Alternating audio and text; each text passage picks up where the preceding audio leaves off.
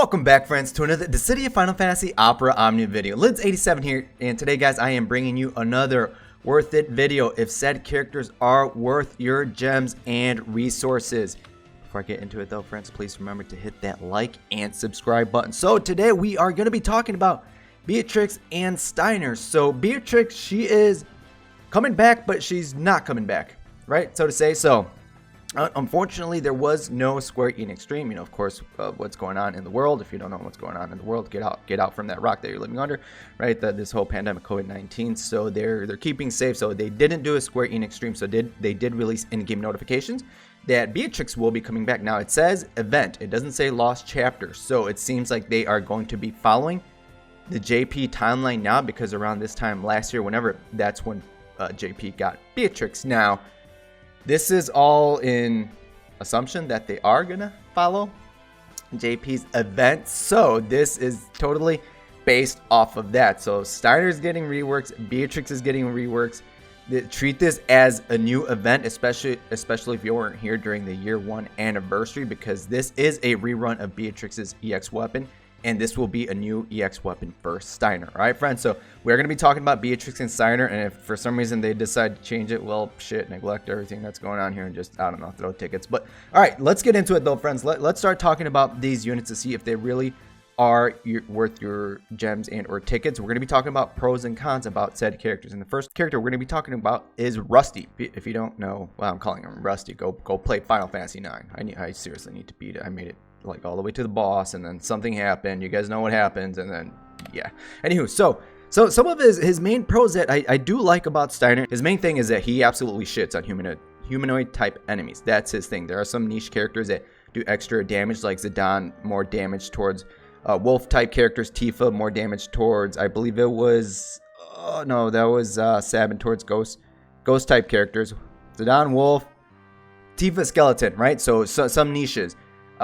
The Rusty's niche is he does more damage towards humanoid type enemies, so he will be doing bonus damage towards them, which is always a nice thing. He does have some good Brave Battery built into his kit with his Spellblade and EX ability, which is pretty nice. Now he does deal splash damage with his Spellblade and EX ability, so that's beautiful, especially during the earlier trash waves. It's gonna help you out, clear them out that much faster. He does have some really good party-wide max brave up buff, invisible buffs, mind you. So his C68 raises party max brave by 20%, and his EX at base at 2 out of 3 will raise the party's max brave by 40%. So that's 60% max brave up to the party invisible, guys. So you guys can stack other forms of max brave up buffs on top of this for even more max brave up shenanigans. I don't know. I was trying to find the proper word there, so have fun with that. That's gonna be great. And I don't mind his bonus sphere. It raises max brave by 2%. Up to 5 times, so 10% total when dealing crit hit. So that's pretty easy to do. So if there are a few trash waves before the final boss, you're gonna have an additional 10% max brave by the end of the fight, which is pretty nice. Some of his cons is that his Spellblade has a fire element attached to it, but he can't imperil his own element. So that can stop him from being used on certain stages, especially if you don't bring a fire imperiler and the enemy either resists or absorbs fire. Then Steiner's Spellblade is utterly useless. And a second thing, and this is something that I've always wanted them to kind of implement, it would have been nice, like fan service. Where is the Vivi animation of him enchanting Rusty's sword, right? So if you guys have played Final Fantasy IX, you guys know when Vivi and Steiner are on the same party, Vivi enchants Steiner's sword when he uses elemental attacks. That would have been a great fan service if Vivi was on the same party, and that's just me being picky. All right, so outside of his bonus damage to humanoids, max brave up, all that wonderful stuff, his kit doesn't appear to be mind blowing. Okay, like it's not out of this world. Like for example, let's say like Vayne, he gets free turns back to back when he's at his upgraded forms of his abilities. He's not like Aranea, where she also gets free turns upon breaking the enemy, and she has delays built in her kit. So Steiner is just here for he's just here for the damage, guys. Damage and Brave Battery to the party, max brave up, and that's mainly just as I see him as. So if you have other attackers, other melee physical attackers, then you could probably skip out on Steiner, and you're gonna be okay. But if you do like Steiner, then here you go. He's going to fit nicely into your party. All right, so let's talk about the... Oh, wait, actually, I I'm going to try the recommendations now for EX Pluses. We'll see how this goes, right? So for his EX Plus, if you do decide to realize that he's going to be good at 0 out of 3 because he gains access to his Brave Attack and HP Attack pluses. While Knight's Oath is active, it's going to be a frame buff that he gets. And that's a very nice way for him to just dump out that extra Brave or give some more Brave to the party. So, I mean, if you are going to be investing in Steiner, of course, just give him more limit breaks. But if you're undecided and just want to try him out, realize his EX weapon for the ingot, hold on to that ingot, and try him out at 0 out of 3. EX plus 0 out of 3, he should work just fine. Now, the second character that we're going to be talking about in the main character for this event is going to be Beatrix. She is coming back. Her EX weapon is coming back. She was OP, all right? OP, like OP, when she came out during the first year anniversary. If you're a naysayer, you're lying to yourself. She was really strong for a very long time. I remember I used her for a very, very long time on my global account. Now, she has a bunch of pros, okay? It's mainly tied to one main focus of her kit. Now, she is mainly a defensive buffer magic attacker. She's going to help keep your party alive. That is her thing. She has a massive 100% up defense to the entire party. All right, keep 100% defense up to the party. Noble Loyalty party buffs reduces brave damage taken by 10%, which is another buff she grants after using her Thunder Slash. Her C68 gives an additional 10% to max brave up and 20% to defense. Continent's Finest boost 2 stars, plus 15% to attack and defense to the party if you have all 3. So you have to have 3 2 stars over C50, so to say. So defense up total, she has 135% defense up to the party, and on top of the 10% brave damage reduction to the party. Now, this is me transitioning in to let you guys know that I did forget about her C50, which grants an additional 10% to attack and defense while Noble Loyalty is active. So in actuality, that number is at 145%. Did I mention Paladin's Protection, which is attached to her EX Plus? So if you take her EX Plus to 3 out of 3 at her and use her EX ability, her HP Attack plus, whatever, it will become something called Paladin's Protection for 1 turn. So when you use Paladin's Protection, her upgraded HP Attack plus, she will grant herself Paladin's Protection, which reduces the HP damage reduction of the party by 100%. So you can live anything. You can survive anything with this. You do have to time it though, so keep that in mind. So some of her other just kind of like generic pros about her, she has HP regen and battery and brave battery to the party.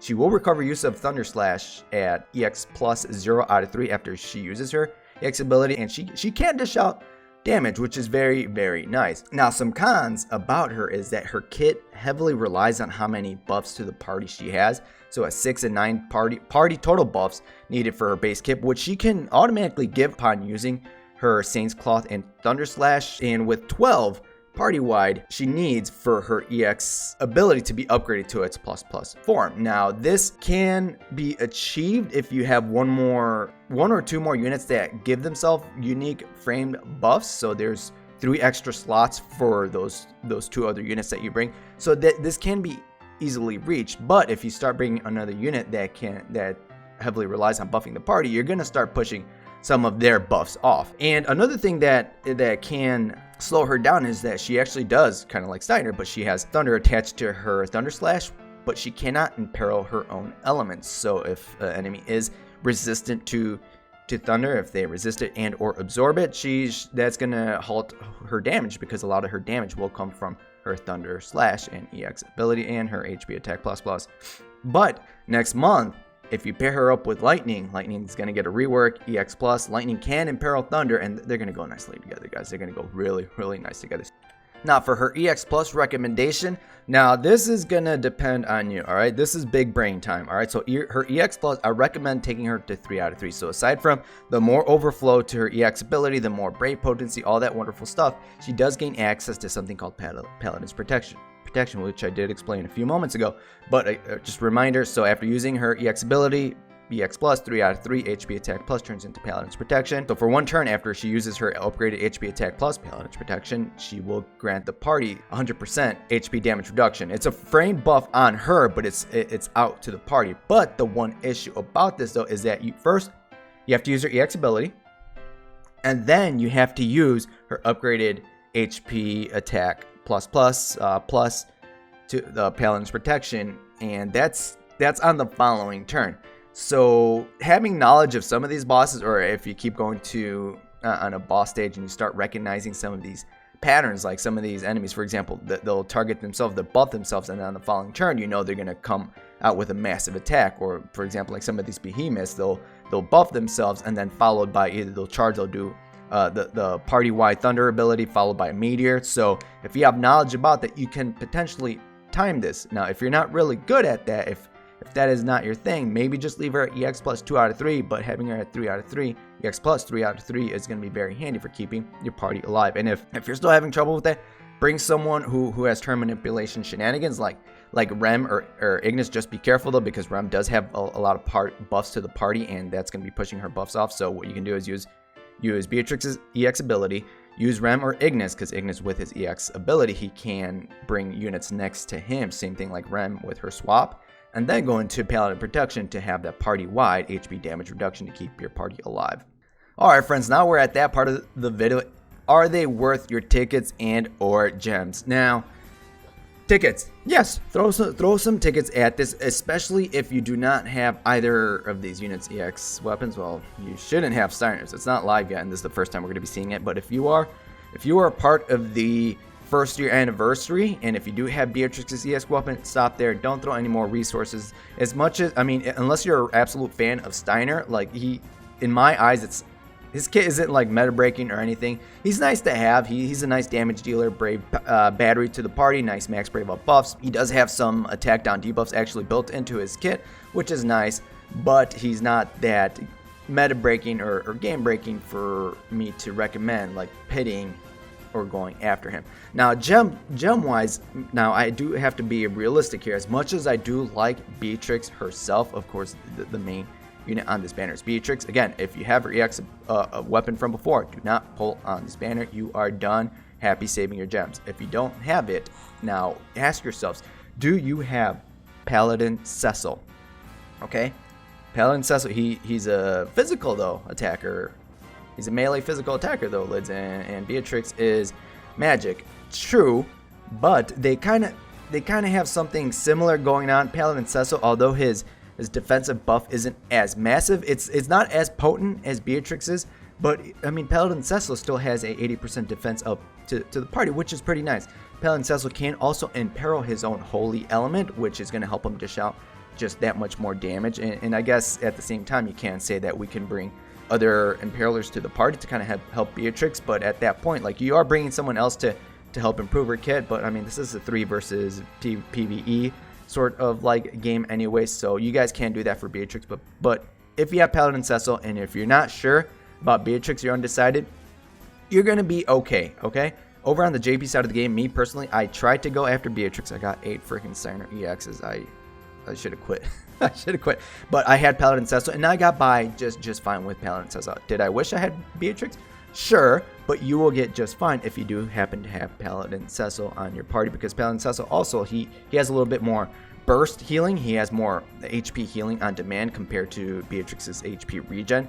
So maybe Paladin Cecil is a little bit more of a safety net for you. All right, friends. So if you don't have Paladin Cecil, I would definitely try to get Beatrix's EX weapon, because she is going to help your party survive. That's her thing. That's what her main kit is all about. All right, friends. So me personally, I already have Beatrix from last year, from the first year anniversary. I will be 3 out of 3ing her again, because I did not get her EX weapon over on JP. I have Paladin Cecil. This case in my global account, I have Paladin Cecil's EX weapon. I'm not going to 3 out of 3 him, but I will 3 out of 3 Beatrix, just because I definitely like her. She's a good character, going to keep my teammates alive. But just be wary though of how many buffs she gives herself, and take care not to bring another unit that gives your party a lot of buffs. And if you are going for Steiner, he's fine, guys. You will make him work. That is it for this video, friends. I want to thank you guys for watching my newest Worth It series video. Now, I will say I apologize for missing out the last 2, Paladin Cecil, Vayne. Oh, I also missed the taking out a video for the monthly schedule. I will say now, guys, it's been a heck of a week work-wise. We all know what's going on in the world. I do apologize for not getting these videos out.